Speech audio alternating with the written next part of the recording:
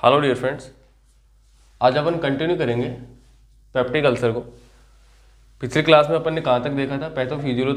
Pathophysiology तक देखा था अपन ने। आज अपन क्या देखेंगे इसमें?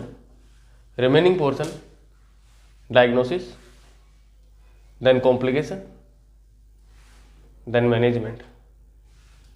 मैनेजमेंट बोले तो फार्माकोलॉजिकल या फिर मेडिकल मैनेजमेंट, उसके बाद में डाइटरी मैनेजमेंट, ठीक है। फार्माकोलॉजिकल मैनेजमेंट देखेंगे, डाइटरी मैनेजमेंट देखेंगे एंड सर्जिकल मैनेजमेंट देखेंगे। मेडिकल, डाइटरी एंड सर्जिकल, ठीक है। ये इसके अंदर रिमेनिंग रह गया था, वो देख रहे हैं। फर्स्ट है डायग्नोसिस। तो पेप्टिक अल्सर को डायग्नोस करने के लिए कौन कौन से डायग्नोसिस करेंगे अपन? Diagnosis first one history collection, second physical examination, third endoscopy, fourth urea breath test, ठीक है। फिफ्थ सीबीसी करेंगे and last antibody detection test.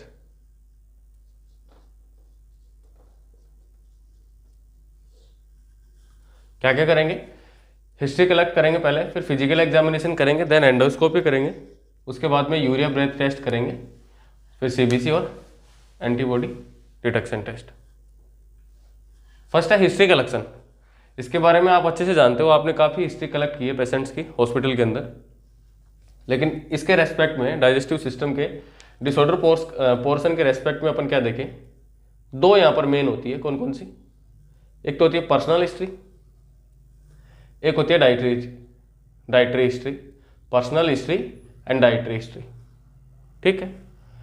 Personal history में अपने को क्या कलेक्ट करना होता है? कौन सा डाटा कलेक्ट करना होता है? पेशेंट स्मोकिंग तो नहीं करता या फिर टोबैको का यूज तो नहीं करता। देन डाइटरी में चेक करना है कि पेशेंट स्पाइसी फूड का यूज तो नहीं करता, ठीक है। ये है हिस्ट्री कलेक्शन। देन है फिजिकल एग्जामिनेशन। फिजिकल एग्जामिनेशन में अपन बेसिकली क्या करते हैं? इंस्पेक्शन करते हैं, अस्कल्टेशन करते हैं, परकशन करते हैं, पाल्पेशन करते हैं, ठीक है। ये करते हैं। लेकिन यहाँ जो जीआई ट्रैक्ट वाला जो डिसऑर्डर है या फिर जीआईटी की डिसऑर्डर है, इसके अंदर एक सीक्वेंस होती है। वो एक बार आया हुआ क्वेश्चन भी है, किस सीक्वेंस के अंदर चेक करेंगे और क्यों? सबसे पहले इंस्पेक्शन करेंगे, फिर अस्कल्टेशन करेंगे, फिर परकशन करेंगे, देन पाल्पेशन करेंगे, ठीक है। अब क्यों करेंगे? यही सीक्वेंस क्यों है, ठीक है। पाल्पेट पहले क्यों नहीं कर रहे या इंस्पेक्शन पहले क्यों कर रहे हैं? इंस्पेक्शन में तो बेसिकली अपन क्या करते हैं? पेशेंट को असेस करते हैं, चेक करते हैं, बाहर से देखते हैं, ठीक है, ऑब्जर्व करते हैं। जबकि यदि पाल्पेट अपन ने पहले कर लिया तो उसमें क्या होगा? पेशेंट की जो बावल मूवमेंट है वो नॉर्मल नहीं प्राप्त होगी, मतलब इरेगुलर प्राप्त होगी। जैसे ही पहले अपन ने क्या किया? पाल्पेट किया, ठीक है, तो उससे क्या होगी? बावल मूवमेंट इरेगुलर प्राप्त होगी जब अपन चेक करेंगे। इसीलिए सबसे पहले इंस्पेक्शन किया जाता है, उसके बाद में देन रिमेनिंग, ठीक है। ये सीक्वेंस आता है किसके अंदर? फिजिकल एग्जामिनेशन के अंदर। Then endoscopy. एंडोस्कोपी किसके लिए की जाती है? एंडोस्कोपी के अंदर एंडोस्कोप होता है जिसके आगे कैमरा लगा हुआ होता है, और ये क्या करता है? इंटरनल ऑर्गन की क्या करता है? इनर लेयर की पिक्चर कैच करता है, ठीक है। तो इसको किसके लिए यूज किया जाता है? अल्सर को देखने के लिए। एंडोस्कोपी किसके लिए किया जाता है? इंटरनल ऑर्गन की इनर लेयर को देखने के लिए। देन ये तीन टेस्ट है वो किसके लिए किए जाते हैं? एच पाइलोरी के लिए, जो मोस्ट कॉमन क्या है? कोज है इसका पेप्टिक अल्सर का। इसको डिटेक्ट करने के लिए ये 3 टेस्ट किए जाते हैं। कौन कौन से? Urea breath test, CBC and antibody detection test. ठीक है, ये देख लिया अपन ने, ये देख लिया। इसके बारे में अपन देख रहे हैं एंडोस्कोपी के बारे में, देन इनके बारे में देखेंगे, इनकी क्या कहानी होती है। ठीक है, एंडोस्कोपी का दूसरा नाम भी होता है, क्या होता है? ईसोफेगो गैस्ट्रो ड्यूडेनोस्कोपी। दूसरा नाम क्या है? ईसोफेगो गैस्ट्रो ड्यूडेनोस्कोपी। ये नाम इसका क्यों पड़ा? ये है ईसोफेगस, ये है स्टमक एंड ये ड्यूडेनम। ओरल कैविटी से अपन क्या करेंगे? एंडोस्कोप को डालेंगे, वो ईसोफेगस से होते हुए कहाँ जाएगा? स्टमक में, देन ड्यूडेनम तक। तो यहां तक की पिक्चर अपन क्या कर सकते हैं? कैच कर सकते हैं इसके द्वारा। इसीलिए इसका नाम क्या पड़ा? ईसोफेगो गैस्ट्रो एंड ड्यूडेनोस्कोपी। ठीक है, इसके अंदर क्या होता है, इसकी कहानी सुनो एक बार, ये अपनी कहानी सुनाएगा। क्या है इस प्रोसीजर के अंदर? अपन क्या करते हैं, सबसे पहले पेशेंट को एनबीएम पर रखते हैं। क्यों रखते हैं? क्योंकि जब स्टमक खाली होगा तो उसी कंडीशन में क्या होगी, उसकी इनर लेयर की पिक्चर अपन ले सकेंगे। ठीक है, तो पहले पेशेंट को अपन एनबीएम पर रखेंगे, देन क्या करेंगे, उससे कंसेंट लेंगे, और कंसेंट लेने के बाद में फिर क्या करेंगे, मतलब ये तो हो गया प्री प्रोसीजर। प्री प्रोसीजर अपन ने क्या किया, पहले तो पेशेंट को एनबीएम पर रखा, और कितने टाइम तक रखा? 4 to 6 आवर, 4 से 6 घंटे के लिए पेशेंट को एनबीएम पर रखना है, ताकि स्टमक के अंदर कोई भी कंटेंट नहीं हो, स्टमक बिल्कुल खाली हो, ताकि इमेज ले सके अपन। दूसरा काम क्या करेंगे अपन इसमें? कंसेंट लेंगे पेशेंट से। ये तो हो गया प्री प्रोसीजर, और पेशेंट को उसके बारे में बताएंगे। देन है ड्यूरिंग प्रोसीजर। ड्यूरिंग प्रोसीजर क्या होगा?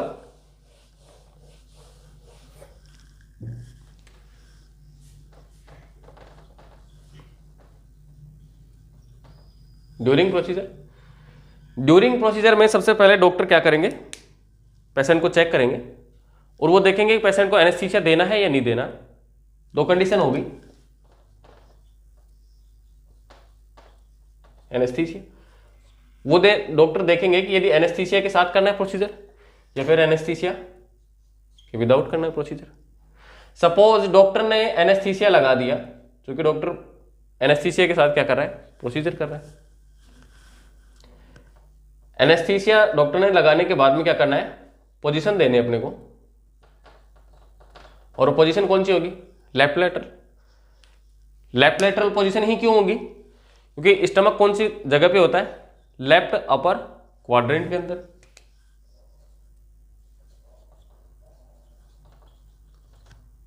लेफ्ट लेटरल क्या होगी उसके अंदर? पोजीशन देंगे। ठीक है, पोजीशन देने के बाद में क्या करेंगे, इंसर्ट करेंगे अपन क्या, माउथ गैग। ठीक है, माउथ गैग अपन उसके ओरल कैविटी के अंदर क्या करेंगे, इंसर्ट करेंगे। और वो क्यों करेंगे? ताकि एंडोस्कोप को वो कट नहीं कर पाए। जब ये प्रोसीजर होगा उस प्रोसीजर के दौरान वो एंडोस्कोप को क्या नहीं कर पाए, कैथेटर को कट नहीं कर पाए। ठीक है, उसके बाद में क्या करेंगे, उसके बाद में जो एंडोस्कोप होगा उसके ऊपर क्या करेंगे, जाइलोकेन लगाएंगे। ठीक है, जाइलोकेन लगाएंगे, वो क्या करेगा, वो एक एनेस्थेटिक इफेक्ट शो करेगा। ठीक है, या तो ऐसे लगाएंगे ट्यूब के ऊपर या फिर एंडोस्कोप के ऊपर, नहीं तो आजकल क्या आ रही है, स्प्रे भी आ रही है, एनेस्थेटिक या जाइलोकेन की स्प्रे भी आ रही है, उसका भी अपन थ्रोट के अंदर स्प्रे कर देंगे, तो वहां पर क्या होगा, एनेस्थीसिया का इफेक्ट होगा, और गैग रिफ्लेक्स क्या होगी, कम होगी, प्रोसीजर इजीली हो जाएगा। क्या होगा,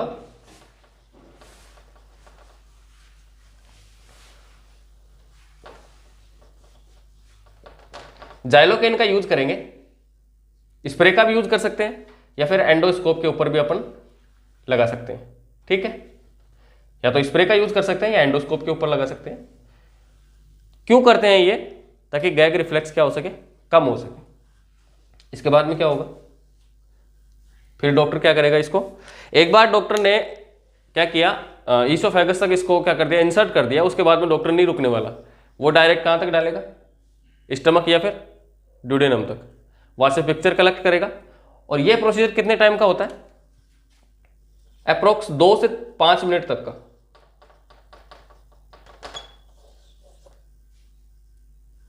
ये है ड्यूरिंग प्रोसीजर। क्या किया अपन ने, डॉक्टर चेक करेगा एनेस्थीसिया देना है नहीं देना। यदि डॉक्टर ने एनेस्थीसिया प्रेस्क्राइब किया है या उसने लगाया है, डॉक्टर ने, बेसिकली डॉक्टर ही लगाएगा, एनेस्थीसिया डॉक्टर ने लगाया, उसके बाद में क्या करेंगे, पोजीशन देंगे। पोजीशन देने के बाद में माउथ गैग क्या करेंगे, इंसर्ट करेंगे ओरल कैविटी के अंदर, और उसके बाद में जाइलोकेन या फिर लिग्नोकेन का यूज, जाइलोकेन का यूज करेंगे। स्प्रे का भी यूज कर सकते हैं या फिर एंडोस्कोप के ऊपर भी अपन लगा सकते हैं। ठीक है, देन ये प्रोसीजर होगा, पिक्चर कलेक्ट कर लेगा डॉक्टर, कंप्यूटर स्क्रीन पर क्या होगा, इजीली दिख पाएगा वो। इसके बाद में है आफ्टर प्रोसीजर। आफ्टर प्रोसीजर क्या करेंगे, पेशेंट को फिर एनबीएम पर रखना है, कितने, 5 से 10 मिनट तक। आफ्टर प्रोसीजर यही करना है कि पेशेंट को क्या करना है, एनबीएम पर रखना है। क्यों रखना है एनबीएम पर, क्योंकि अभी अपन ने क्या किया, ड्यूरिंग प्रोसीजर एनेस्थीसिया दिया है और एनेस्थीसिया का इफेक्ट अभी रहेगा, जिससे उसका क्या हुआ, गैग रिफ्लेक्स अल्टर हो गया, और उसी वजह से क्या होगा, यदि अपन ने उसको पानी पिलाया तो वो क्या कर सकता है, एयरवे के अंदर जा सकता है। तो उसको एनबीएम पर रखना चाहिए या रखना होगा, कितने टाइम तक, 5 से 10 मिनट तक। नेक्स्ट है, ये कहानी थी एंडोस्कोप की या एंडोस्कोपी की। नेक्स्ट है यूरिया ब्रेथ टेस्ट, जो एच पाइलोरी के डिटेक्शन में काम आएगी।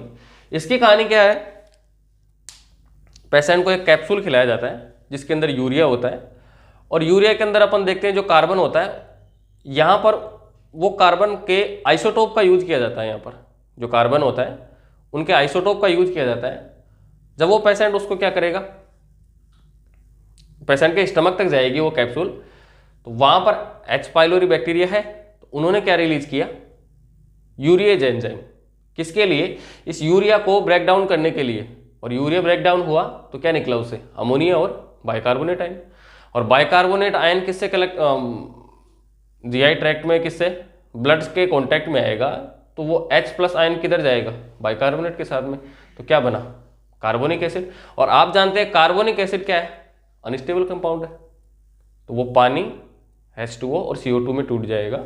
उसके बाद में जब पेशेंट के अपन क्या करेंगे, ब्रेथ टेस्ट करेंगे, तो उसके अंदर CO2 के अंदर जो आइसोटोप था वो प्रेजेंट होगा, और वो टेस्ट इंडिकेट करेगा कि पेशेंट के अंदर क्या है, एच पाइलोरी बैक्टीरिया है। कैसे, देखो एक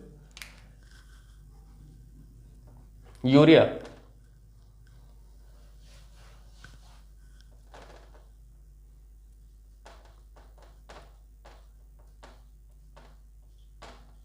रेडियो आइसोटोप यूरिया है। ठीक है, यूरिया बोले तो NH2CO NH2। यहां पर जो कार्बन होगा, यहां पर इसका आइसोटोप यूज होगा, कौन कौन सा, C13 भी हो सकता है या C14 भी हो सकता है। जब ये स्टमक के अंदर जाएगी, ये कैप्सूल होगी जो कहां गई, स्टमक के अंदर, और स्टमक के अंदर अपन जाते हैं एच पाइलोरी बैक्टीरिया क्या है, प्रेजेंट है। ये बैक्टीरिया क्या रिलीज करेगा, एंजाइम, कौन सा, यूरिएज एंजाइम।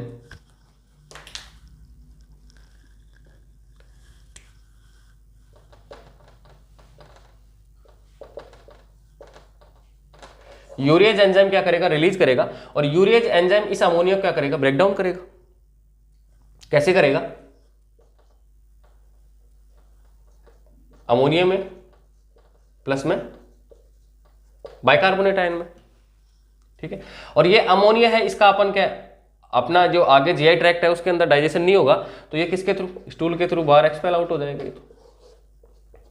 ये तो निकल गया बाहर।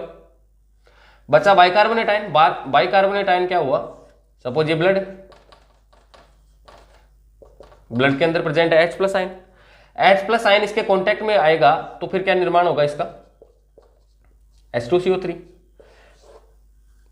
कार्बोनिक एसिड का निर्माण हुआ। और अपन जानते हैं कार्बोनिक एसिड एक अनस्टेबल कंपाउंड होता है, तो इससे क्या किसका निर्माण होगा, H2O+ में CO2। ठीक है, ब्लड में CO2 का निर्माण हो गया ये। अब ये CO2 कहां पर जाएगी, सर्कुलेशन से होती हुई हार्ट तक जाएगी, हार्ट के पास से फिर कहां पर जाएगी, लंग्स में जाएगी। ठीक है, और लंग्स तक गई तो अपन इस कैप्सूल को देने के 10 से 30 मिनट के बाद में क्या करेंगे, ब्रेथ टेस्ट करेंगे।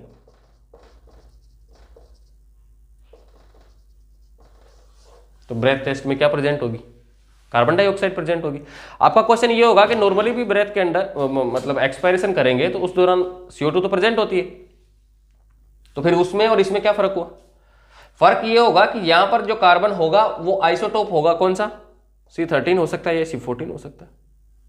ठीक है, यदि ये प्रेजेंट है तो ये क्या इंडिकेट करेंगे कि स्टमक के अंदर H. पाइलोरी प्रेजेंट है। ये कहानी है यूरिया ब्रेथ टेस्ट की। ठीक है, नेक्स्ट है CBC, कंप्लीट ब्लड काउंट। ठीक है,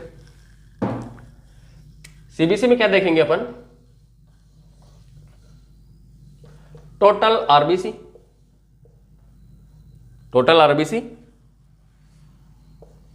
packed cell volume, haemoglobin and TLC। ठीक है, total leucocyte count. Total RBC क्या होगी, पेशेंट के अंदर क्या हो रहा है, अल्सर हो रहा है, और अल्सर होने की वजह से कंटिन्यूअसली क्या हो रही है, ब्लीडिंग हो रही है, और ब्लीडिंग होने की वजह से क्या होगा पेशेंट के अंदर,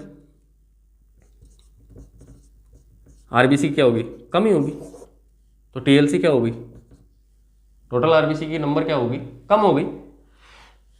पैक्ड सेल वॉल्यूम क्या होता है, total number of RBC in percentage, total number of RBC in percentage. यहां पर RBC की नंबर क्या हो रही है, कम हो रही है, तो पैक्ड सेल वॉल्यूम भी क्या होगी, ऑटोमेटिकली कम होगी। और आप जानते हैं यदि RBC का नंबर कम हो रहा है तो हीमोग्लोबिन का ऑटोमेटिकली कम होगा।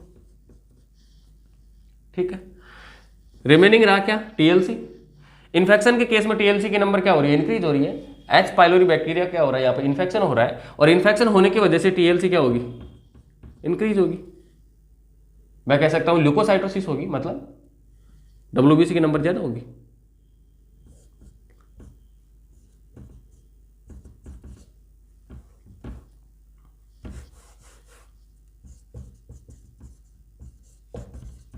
ठीक है, ल्यूकोसाइटोसिस होगा। ये है CBC की कहानी। नेक्स्ट है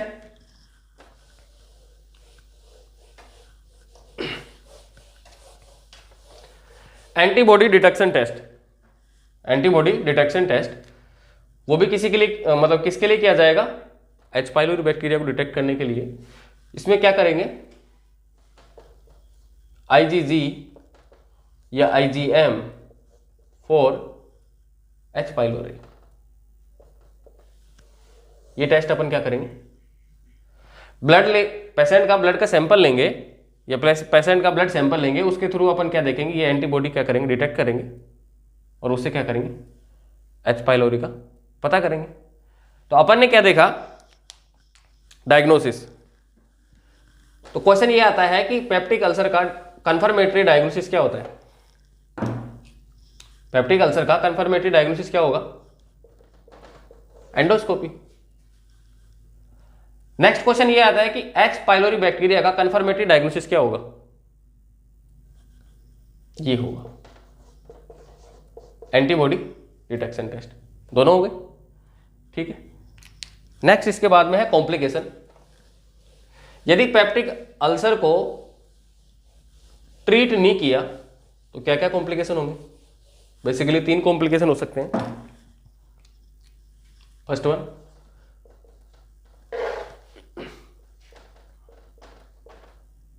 हेमरेज हो सकता है। Second, pyloric obstruction. Third, pyloric obstruction. And third क्या हो सकता है? परफोरेशन।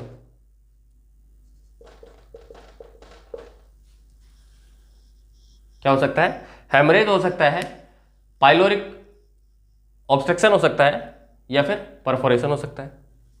हेमरेज कैसे हुआ, या अपन कौन सी कंडीशन में डिटेक्ट करेंगे कि पेशेंट को हेमरेज हो रहा है? जब ब्लीडिंग हो रही है, सपोज ये है स्टमक,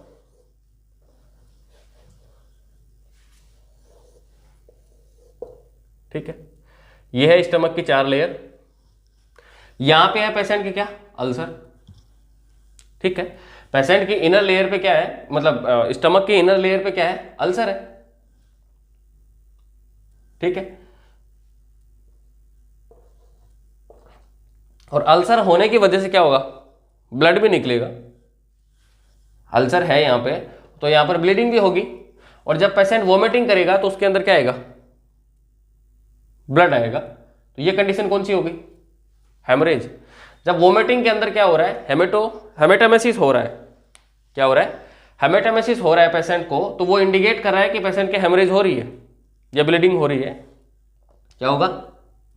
वोमिटिंग के अंदर ब्लड आएगा, तो वो इंडिकेट करेगा कि पेशेंट के ब्लीडिंग हो रही है स्टमक के अंदर, ठीक है, या अल्सर से ब्लड निकल रहा है। नेक्स्ट है पाइलोरिक ऑब्स्ट्रक्शन। सपोज ये लेयर है स्टमक की 4, ठीक है, और इन लेयर के ऊपर म्यूसिन की लेयर आ गई। क्या आ गई? म्यूसिन की लेयर आ गई। और पेशेंट क्या कर रहा है? दिन में सही है, मतलब रात को सही है बिल्कुल, क्योंकि इस अल्सर के ऊपर क्या आ गई? म्यूसिन की लेयर आ गई, इसकी कोटिंग हो गई। जब पेशेंट सुबह उठता है तो क्या होता है? वो देखता है उसको क्या हो रहा है? सीवियर वोमिटिंग हो रही है। इसका कंसेप्ट क्या है कि ये जो कंटेंट है, ये कंटेंट कहां पर जाके इकट्ठा हो जाता है? इस स्फिंक्टर के पास। इस स्फिंक्टर के पास इकट्ठा होने की वजह से क्या होगा? यहां पर ऑब्स्ट्रक्शन आएगा। बेसिकली पाइलोरिक स्फिंक्टर है, ये पाइलोरिक पोर्शन है, यहां पर ये कंटेंट, इस अल्सर का कंटेंट यहां पर आगे इकट्ठा हो गया। इकट्ठा होने की वजह से क्या होगा? ऑब्स्ट्रक्शन आएगा। और इसमें ऑब्स्ट्रक्शन आएगा तो क्या होगा? Abdominal distension. आप जानते हैं कि ऑब्स्ट्रक्शन आने की वजह से फर्स्ट साइन क्या होता है जीआईटी में? Abdominal distension. तो फर्स्ट तो क्या होगा? Abdominal distension. इसके अलावा सेकंड क्या होगा? Severe vomiting. यदि पेशेंट बोल रहा है कि मेरे हेमेटोमेसिस हो रहा है, तो वो हेमरेज को इंडिकेट कर रहा है। और पेशेंट बोल रहा है कि एब्डोमिनल डिस्टेंशन भी हो रहा है और साथ में सीवियर वोमिटिंग भी हो रही है, उस कंडीशन में क्या होगा? Pyloric obstruction. देन बचा परफोरेशन। परफोरेशन का मतलब क्या हुआ? ये रप्चर हो गया। स्टमक, पेशेंट को अल्सर इतना ज्यादा हो गया कि स्टमक की चारों दीवार रप्चर हो चुकी, चारों दीवार टूट चुकी। तो ये टूटने की वजह से क्या होगा? स्टमक का कंटेंट बाहर आएगा, बोले तो एब्डोमिनल कैविटी के अंदर आएगा। एब्डोमिनल कैविटी के अंदर फ्लूइड का एक्यूमुलेट होना या इकट्ठा होना क्या होता है? एसाइटिस होता है, ठीक है, एसाइटिस हो गया। तो एसाइटिस किसको इंडिकेट कर रहा है? परफोरेशन को। कैसे पता करेंगे अपन? यदि एब्डोमिनल कैविटी के अंदर फ्लूइड इकट्ठा है तो वो किसको इंडिकेट करेगा? परफोरेशन का। ये थे कॉम्प्लिकेशन।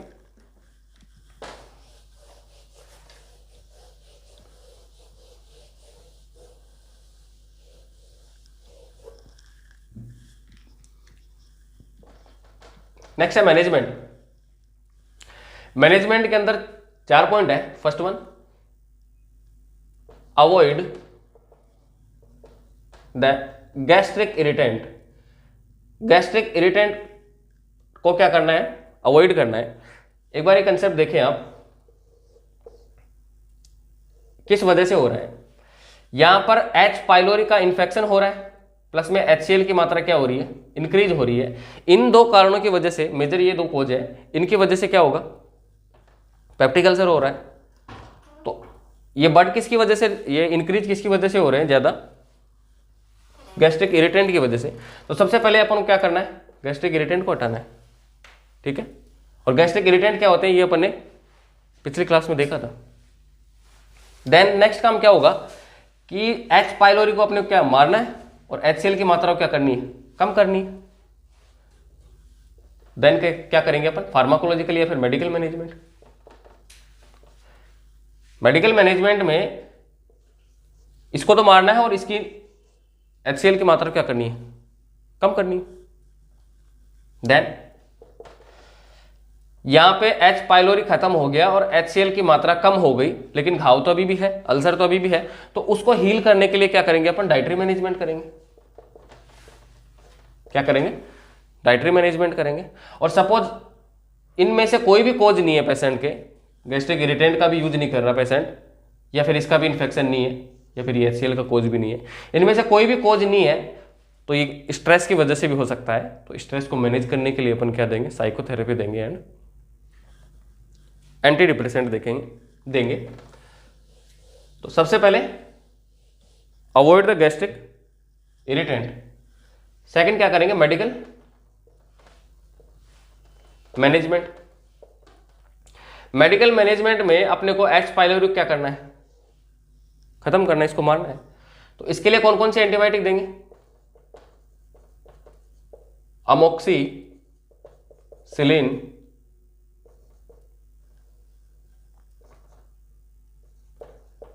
क्लेरिथ्रोमाइसिन एंड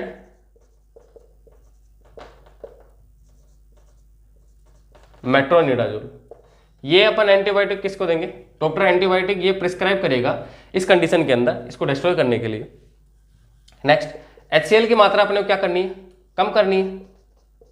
तो HCl की मात्रा को कम करने के लिए क्या क्या दवाई होंगी, PPI देंगे, H2 ब्लॉकर देंगे, देन एंटासिड देंगे, ठीक है। PPI आप जानते हैं, पेंटोप्रोजोल हो गया, रेनिटिडीन, सेमेटिडीन हो गया, ठीक है। ये क्या हो गए, HCl की इनकी मात्रा क्या करेंगी, कम करेंगी। ये हो गया म्यूसिन जेल हो गया, एंटासिड का एग्जांपल म्यूसिन जेल हो गया,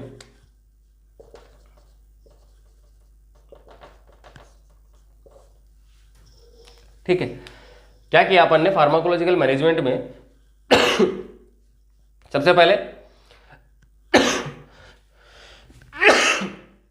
सॉरी, इस बैक्टीरिया को डिस्ट्रॉय करने के लिए अपन ने एंटीबायोटिक दी, और HCl की मात्रा को कम करने के लिए ये दिया अपन ने। इसके बाद में क्या किया था अपन ने, डाइटरी मैनेजमेंट।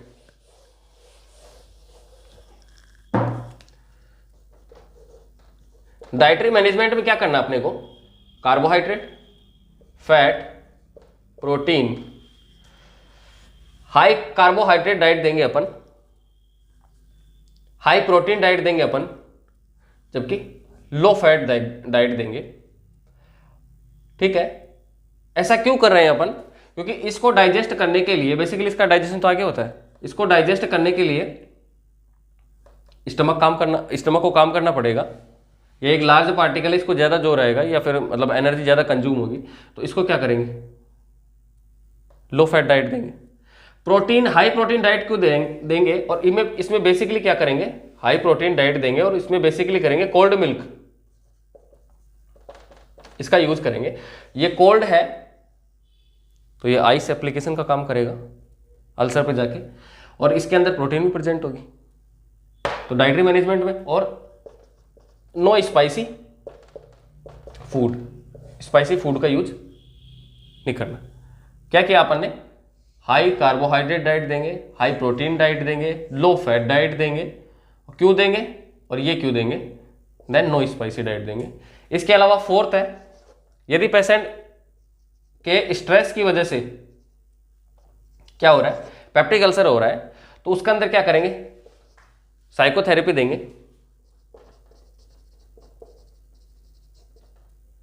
ठीक है, एंड एंटी डिप्रेसेंट देंगे।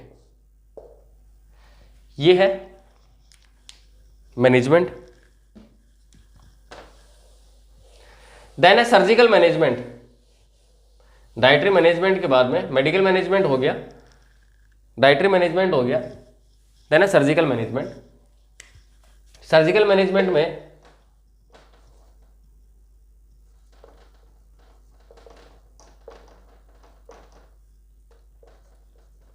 वैगोटोमी करेंगे।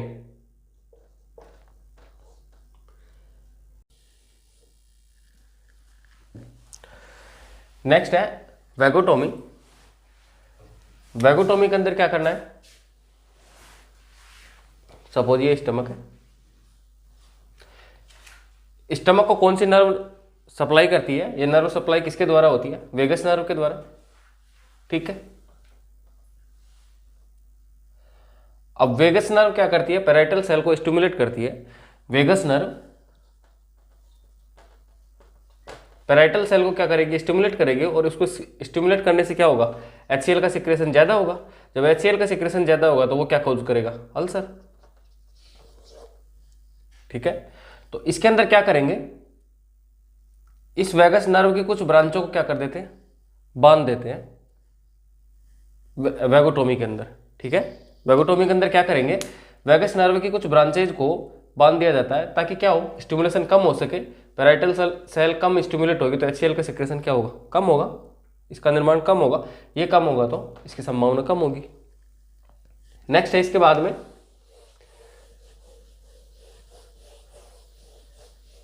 सब टोटल गैस्ट्रेक्टोमी।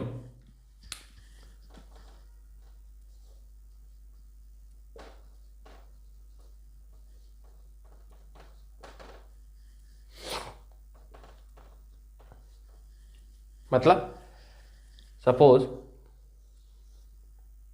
ये है स्टमक, ठीक है, और यहां हो रहा है पेशेंट को अल्सर, लेकिन इस कंडीशन में क्या हो रहा है, स्टमक के आधे पोर्शन में क्या हो गया, अल्सर हो गया, एक कैंसरस कंडीशन जनरेट हो गई। तो इसके अंदर क्या करेंगे, इस पोर्शन को कट करके हटा देंगे, और इसको, इस जो स्टमक का रिमेनिंग पोर्शन है ऊपर वाला, और ये ड्यूडेनम है, ये ड्यूडेनम है, ये स्टमक है, इन दोनों को क्या कर देंगे, इन दोनों पोर्शन को जोड़ देंगे और इस पोर्शन को हटा देंगे, ठीक है।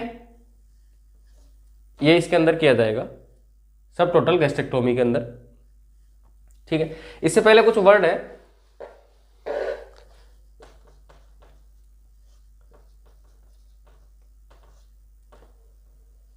टोमी का मतलब क्या होता है,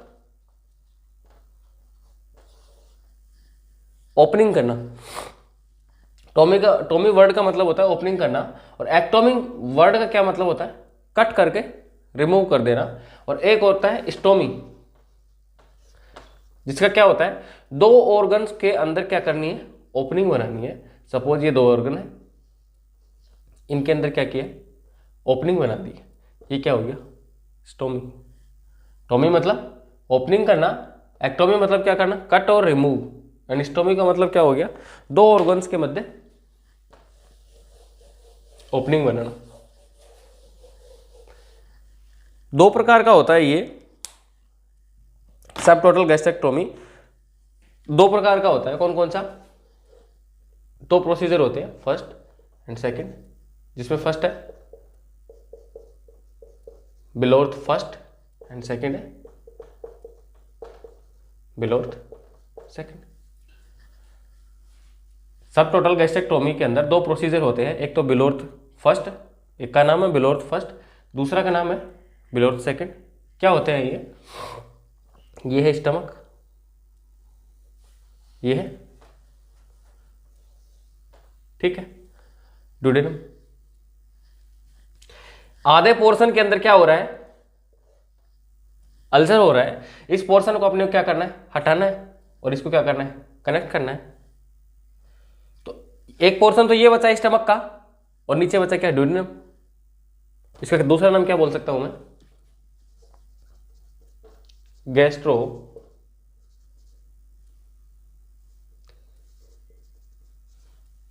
ड्यूडेनो स्टोमी।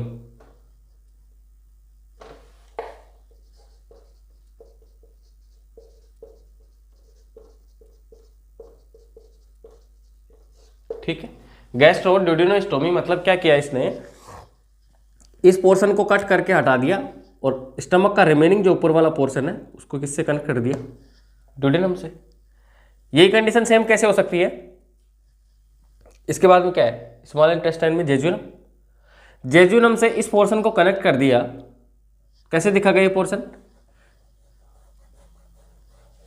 सपोज ये है स्टमक का रिमेनिंग पोर्शन, ये है ड्यूडेनम, ये इससे ये कनेक्ट हो गया, ये हो गया स्टमक, इसको यहाँ पे बंद कर दिया, ये है स्टमक, ये जेजुनम। तो इसका नाम क्या निकला, गैस्ट्रो जेजुनोस्टोमी। क्या हुआ, gastro jejunostomy.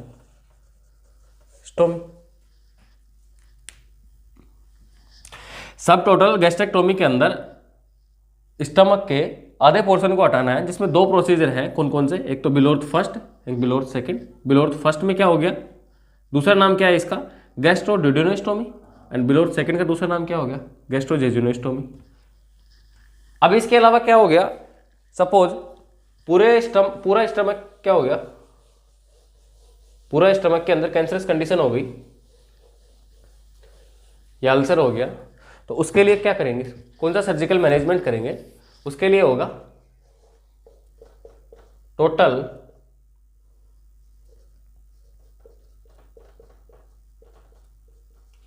Gastrectomy. Complete stomach को हटा दिया जाता है टोटल गैस्ट्रेक्टोमी के अंदर।